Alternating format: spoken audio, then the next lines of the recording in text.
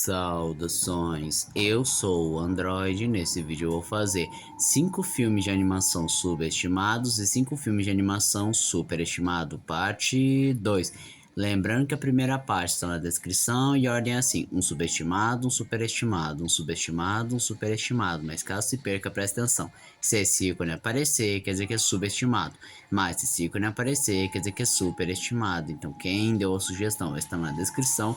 Chega de enrolação e vamos lá. A origem dos Guardiões. Começando com um filme não tão subestimado, porque de fato, de alguns anos pra cá, o pessoal lembrou bastante desse filme, principalmente por conta dos personagens Jack Frost e o Breu. E vamos ser sinceros, o filme é muito bom, bem construído, tem personagens carismáticos, um vilão fantástico, e o universo construído tanto nos livros quanto nos filmes são fantásticos e queríamos saber bem mais sobre.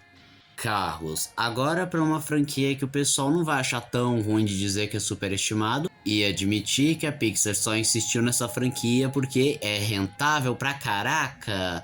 E sendo bem sincero, o pessoal só liga mais pro meme e alguns personagens que realmente são bons, mas a história em si ela é bem genérica, padrãozinho demais. E sendo bem sincero, ele só foi classificado como um clássico da Pixar porque ele surgiu na época em que a Pixar conseguia fazer ouro. Scooby-Doo na Ilha dos Zumbis. Talvez se você pegar os filmes do Scooby-Doo ele possa ser superestimado junto com os live actions, mas se você pegar numa perspectiva geral, ele é subestimado, porque geral só lembra mais dos live actions por causa dos memes, por causa das referências, as piadinhas sacanas, enquanto que a Ilha do Zumbi, ele é bem mais sombrio, mais sério, trazendo uma versão bem mais madura dos personagens, sem apelar para aquele clichê de desenho adulto do tipo, olha como somos adultos, vamos colocar palavrão, sexo, drogas. Não, é algo que realmente é muito bem construído. A ameaça dos antagonistas realmente é muito boa, os zumbis são assustadores e tem a famosa trilha sonora It's Terror Time Again, que é facilmente uma das melhores, se não a melhor trilha sonora de Scooby-Doo. E o que mais dói em mim é que infelizmente a Warner nunca mais fará um filme assim do Scooby-Doo hoje em dia. Valente, esse filme não é tão bom quanto parece. Primeiro que a protagonista é muito desagradável e pode-se dizer até um péssimo exemplo para crianças. E tipo, eles tentam justificar que ela quer quebrar as tradições, que ela é rebelde, mas no fim acaba sendo só birrenta mesmo, uma menina mimada e que age bem mais como uma vilã ou uma antagonista no mínimo do que uma protagonista. E o final até fica com gosto bem agridoce quando você percebe que no fim ela conseguiu o que queria sem merecer. Seria o mesmo que você vê uma criança birrenta, chorando, esperneando no chão e você dá um doce pra ela em vez de tentar fazer ela parar. Outra coisa que se parar pra pensar friamente é que esse filme tenta se vender pró-feminismo, uma personagem forte, mas é um tanto fajuto porque ele só se sustenta do fato. Ela é uma personagem que faz o que bem quiser e não é salva por um homem, o que é uma visão extremamente rasa e bem fraca se você já viu alguns exemplos melhores, como por exemplo a própria Mulan, que lembra bastante a Merida, só que é muito melhor escrita. E essa jornada que o filme estabelece no começo perde completamente a força quando estabelece a mãe virando um urso e ela precisa correr contra o tempo para reverter o feitiço. A Família do Futuro, um filme que foi bastante injustiçado na época, mas com o passar do tempo acabou ganhando seu reconhecimento porque a história é bem cativante, interessante e viagem no tempo é um termo que em geral chama bastante atenção. E é claro que eu não posso deixar de citar alguns momentos tanto da dublagem quanto do filme mesmo que se tornaram memes. Kimetsu no Yaiba, O Castelo Infinito. Primeiro de tudo, superestimado não é sinônimo de ruim, só para deixar bem claro. E segundo de tudo, esses comentários também podem ser aplicados aos outros filmes e até mesmo ao próprio anime de Kimetsu no Yaiba. E eu apenas escolhi O Castelo Infinito por ser o título mais recente.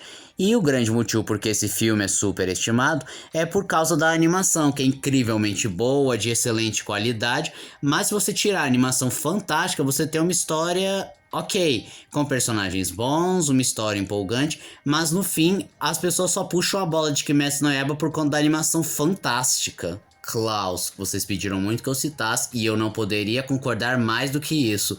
O momento que ele foi bem mais valorizado foi quando a Netflix fez uma propaganda massiva em cima desse filme e ele realmente é muito bom, tem uma história cativante, bem interessante, personagens muito bem construídos, com uma excelente evolução e desenvolvimento de personagem, Mas o que se destaca é o seu estilo de animação e estética, que é algo tão único, muito porque ele não ficou tão popular assim, logo outros estúdios não copiaram seu estilo artístico. E se algum estúdio copiou, dá pra contar nos dedos, então por conta disso, não fica aquele cansaço, saturação visual que aconteceu lá com o Aranhaverse, que todo mundo faz uma animação estilo Aranhaverse e já tá ficando enjoado. E com certeza, a maior injustiça desse filme é ter perdido o Oscar de melhor animação para Toy Story 4.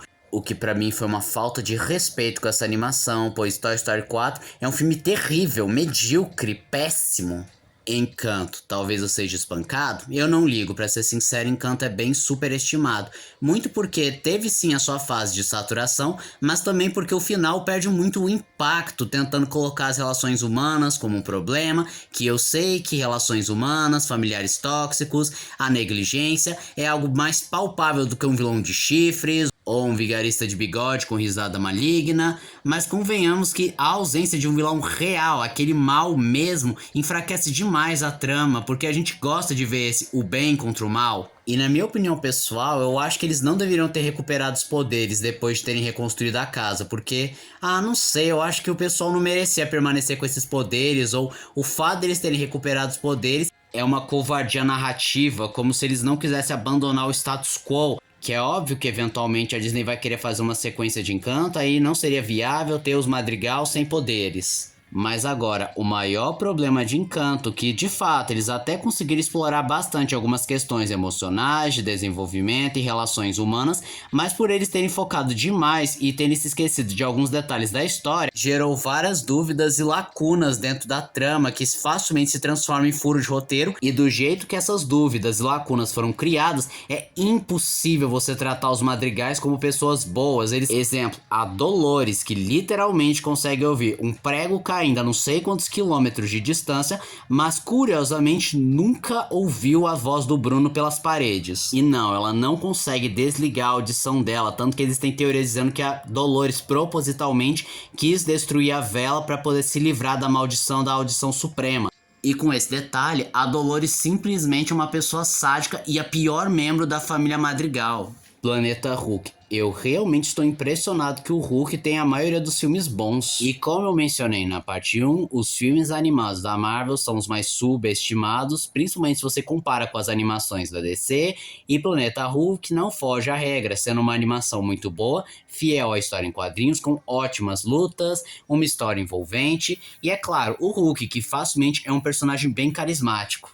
O Castelo Animado. Antes de vocês quererem me bater, saibam que não é minha opinião, pois eu nunca vi Castelo Animado. Sim, isso é um pecado, mas o site que eu vi comentando ele até que tem bons pontos, como por exemplo, algumas coisas ficam bem ruchadas e mal explicadas, principalmente quando você compara com o material original. Cenas como por exemplo, a guerra, que deveria impactar bastante a protagonista, não tem lá grande efeito na personagem. Em alguns momentos fica aquele gostinho que faltou alguma coisa no desenvolvimento de alguns personagens, e a sensação que dá é que as pessoas mais superestimam porque, ora, Estúdio Ghibli com uma fantástica animação, identidade visual fantástica, cores brilhantes, então o pessoal passa um pano. E esse foi o vídeo de hoje. Se você gostou do vídeo, se inscreva no canal, compartilhe o vídeo, comente, dê seu like, dê sugestões de que vídeos vocês querem ver aqui no canal. Também não esqueçam de ativar as notificações, de like, caso gostem dos meus vídeos. Então, tchau.